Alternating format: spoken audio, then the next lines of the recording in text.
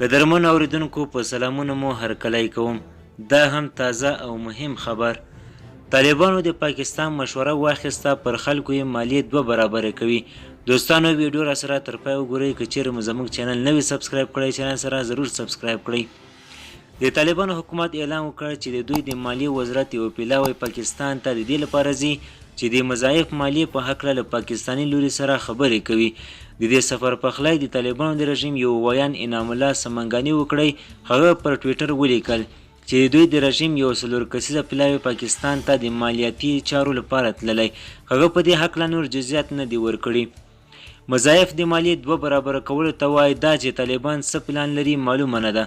د افغانستان د سوداګرۍ او پانګونې برخې مسؤلین بیا د طالبانو په دې اقدام اندېښنه څرګندوي او وایي که د تالاس طالبان هدف له مضاعفو څخه د مالیې 2 چنده کول وي، نو دا به لویې ستونزې وزېږوي. د افغانستان د سوداګرۍ خونې د رئیس پلاوي یو وګړي ازرخش حفیظي په خپلو خبرو کې وویل چې له مضاعفې څخه یو هدف دا کېدل شي چې اوسنۍ مالیه 2 برابره شي. بل هدف دا دی که چیرې یو کس په پاکستان او افغانستان کې پانګونه ولري او له یوې پانګونې دواړه هیوادونو ته مالیه ورکړي.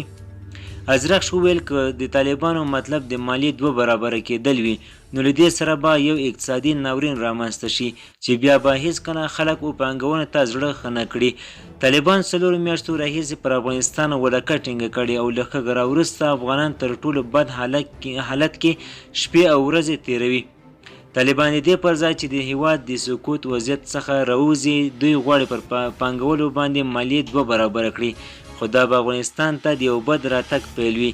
د افغانستان کمزوري اقتصاد، بد حالت او د طالبانو داسې ناغېړي د ولس د 2یم ځل بربادۍ لامل کېدلی شي.